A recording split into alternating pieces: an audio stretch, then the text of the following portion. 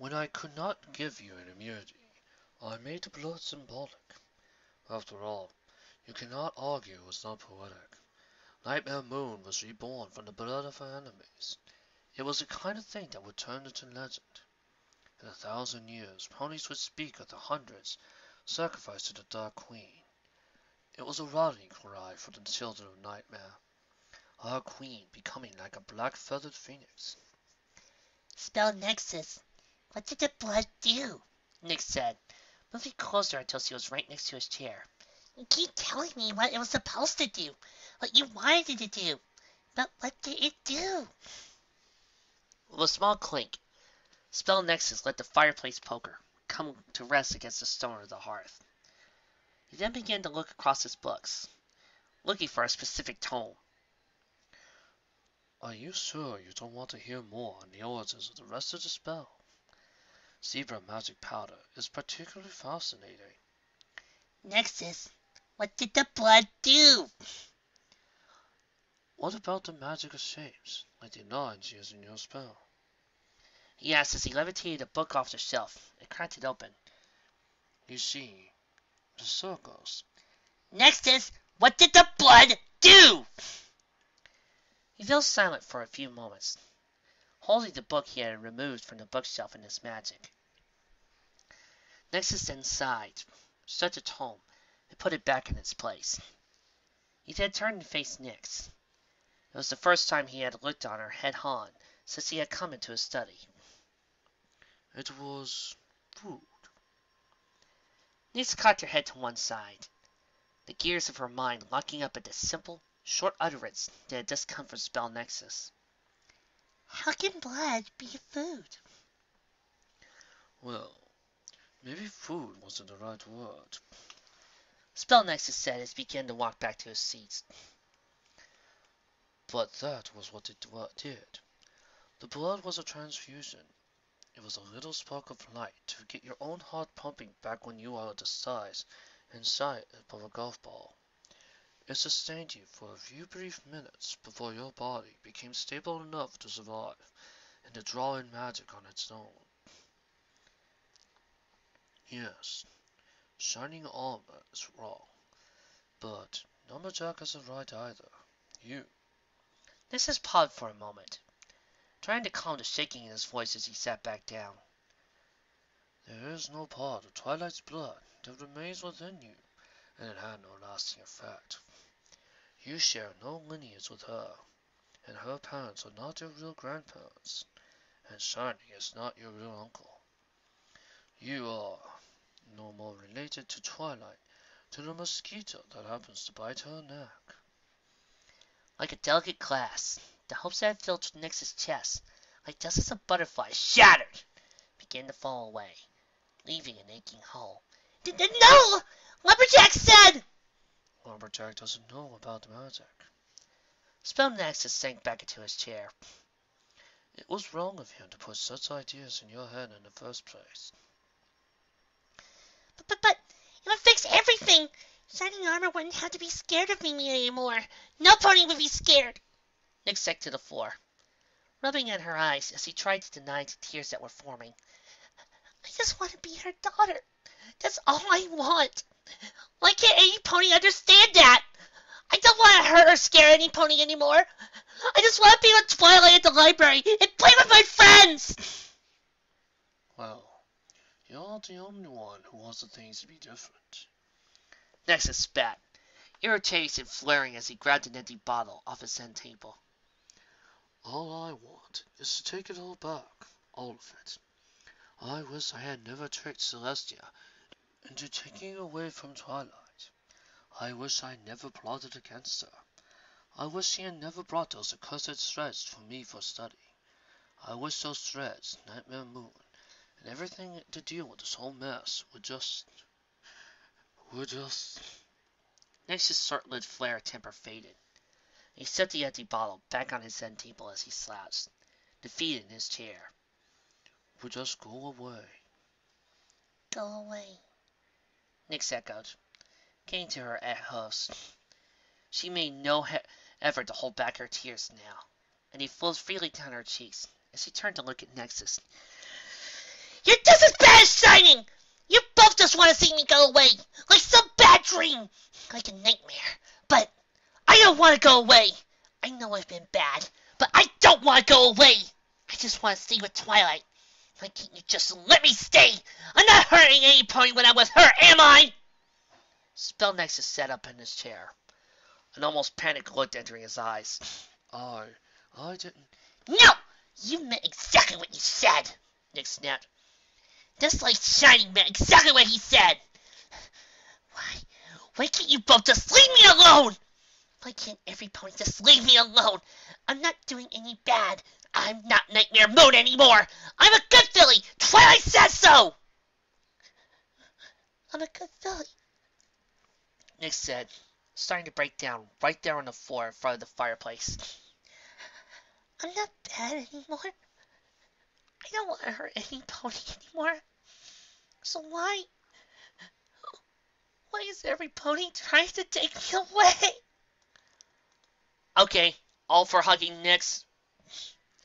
Nyx had come to her tears right there, crying her eyes out as she continued to ask Spellnexus why. She asked Shining why he had done what he did. She asked why the unicorn had attacked on her catwalks. She just kept asking and asking until the strength began to leave her voice. It had been a long, trying day, and as Nyx felt her strength failing, she stopped trying to get Nexus to explain.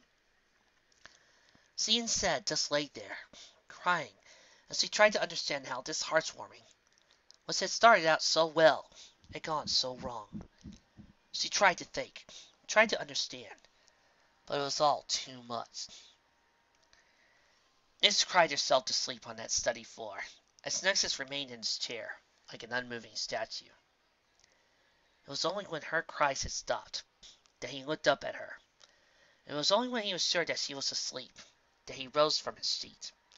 He walked to her, horn glowing as he pulled a clean cushion and blanket off the nearby couch. He made Nyx as comfortable as he could without waking her, then crossed the room.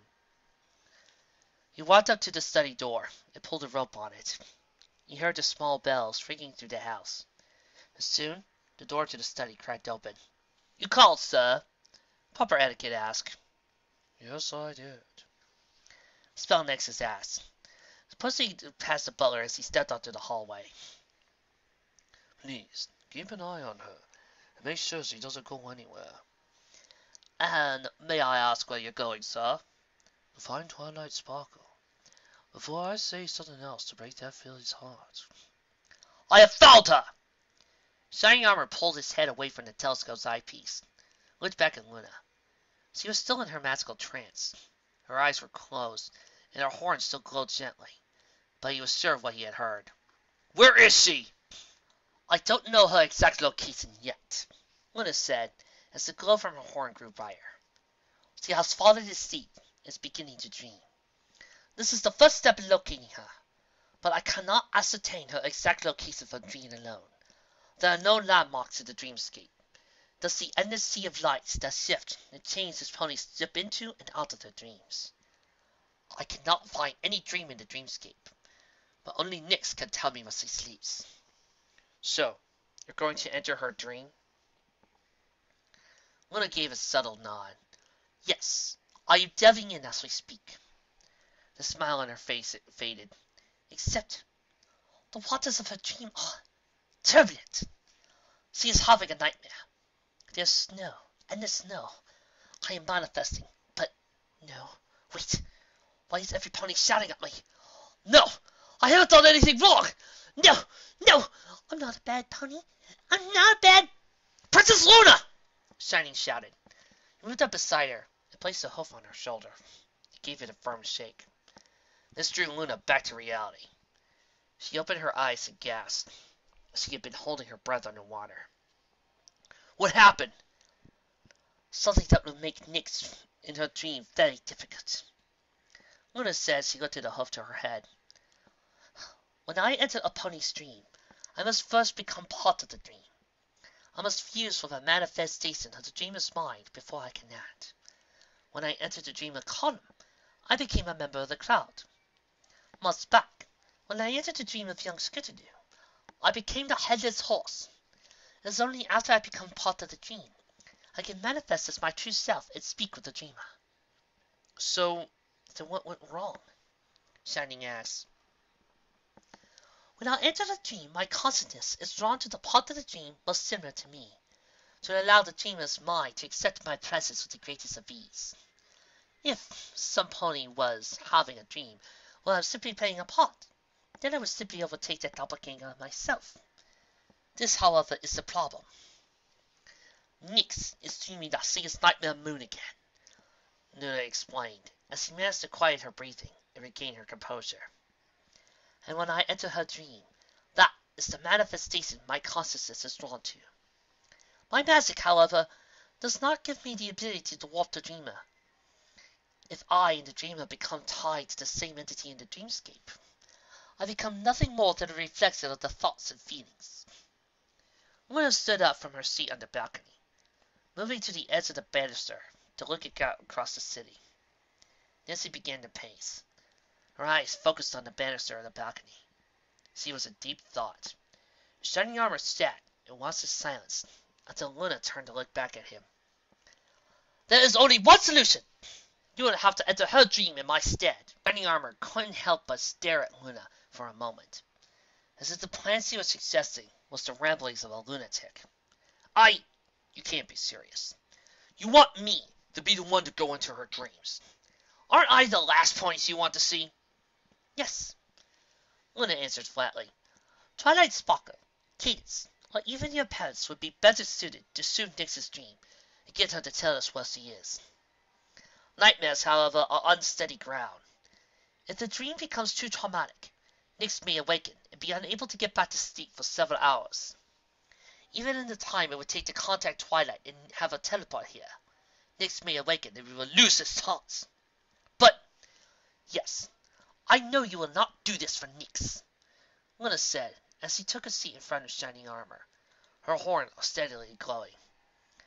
But if not for her, then would you do this for her sister?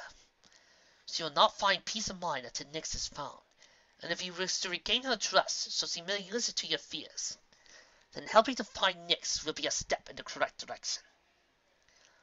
Besides, didn't we come to an agreement earlier? No matter if your fears are true or false, it is in your best interest to find Nyx quickly. Is that not why you stayed here, using the telescope to search the streets below, while I searched the dreamscape? Shining Armor opened his mouth to protest, but then cursed under his breath when he realized Luna had backed him into a corner. Finding Nyx quickly was important, whether it was to stop her from brainwashing other ponies, or because he was an innocent filly lost on a cold winter night. Whether he was right or wrong, whether he liked it or not, this was the fastest way of finding Nyx that currently had presented to him. All right, I'll do it, Shining finally agreed, as he sat down in front of Luna. Very good. I'm glad you saw reason. Shining looked up, crossing his eyes as he watched Luna's glowing horn drawing closer to his forehead. So, how does this work exactly?